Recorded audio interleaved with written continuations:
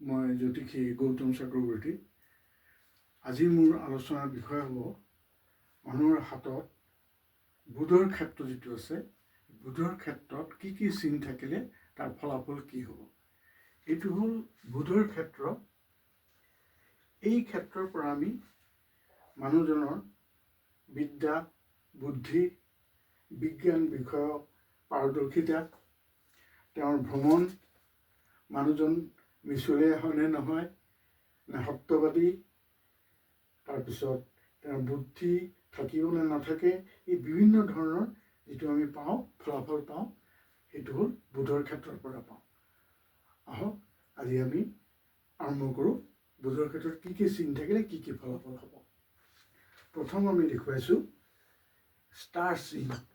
বুধৰ ক্ষেত্ৰত যদি এনেকৈ ষ্টাৰ চিন থাকে, মানুহজন অথবা মানুহগৰাকী বুদ্ধিমান আৰু মেধাৱী হোৱাৰ যোগ থাকিব, সম্ভাৱনা থাকিব।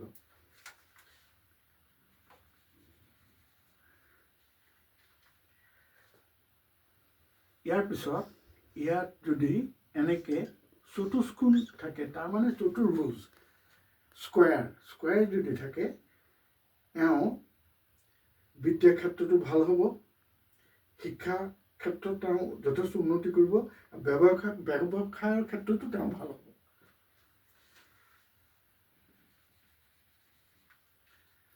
ইয়াত যদি এনেকৈ ত্ৰিভুজ থাকে, ত্ৰিভুজ যদি থাকে, এওঁ ৰাজনৈতিক দক্ষতা থাকিব, ৰাজনৈতিক নেতা হোৱাৰ সম্ভাৱনা থাকিব আৰু মানুহজন বুদ্ধিমান হ'ব।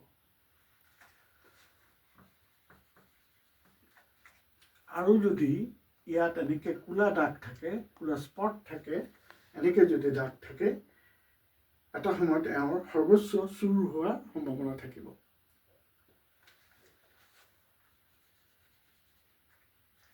এই ক্ষেত্ৰত যদি এনেকৈ ক্ৰছ চিন থাকে, ব্যক্তিগৰাকীৰ বুদ্ধিহানি হোৱাৰ লগতে বিদ্যাহানি হোৱাৰ সম্ভাৱনা থাকিব, ভ্ৰমণত বিপদ থাকিব, তেওঁ ক'ৰবাত যদি ফুৰিব যায় তেওঁ বিপদ হোৱাৰ সম্ভাৱনা থাকিব।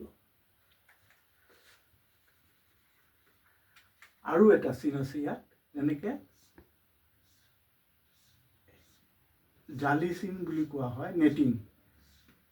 নেটিং এনেকুৱা টাইপৰ যদি চিন ভূত ক্ষেত্ৰত থাকে, ভূত পৰ্বতত থাকে, মানুহজন প্ৰতাৰক হোৱাৰ সম্ভাৱনা থাকিব, তেওঁ মানুহৰ লগত প্ৰতাৰণা কৰিব।